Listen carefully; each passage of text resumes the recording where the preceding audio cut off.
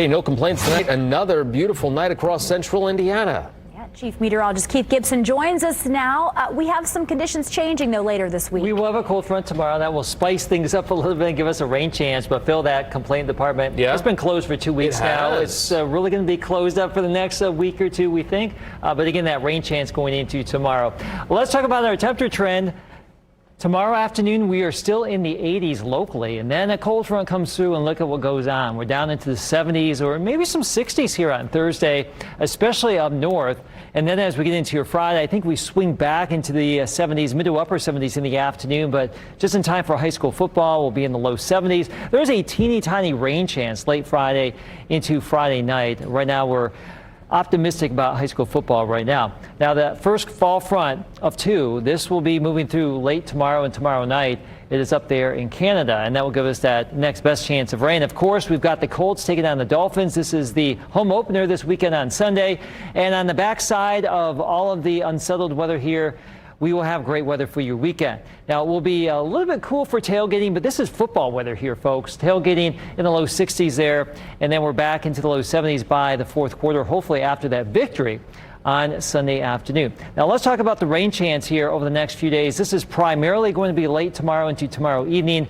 Now, we don't expect a lot of significant moisture here. Some of our new data today pulling back on some of these amounts. So some of you could have less than 1/10 of an inch, maybe up to 1/4 in some spots if you're lucky, or 1/2 inch. But this doesn't look to be a very robust system coming our way. I do want to show you this. Let's time things out with Futurecast. And this is that line of showers and thunder showers coming in tomorrow afternoon about this time, 24 hours from now, about 5 o'clock, along that cold front. But going into the mid to late evening hours, check it out.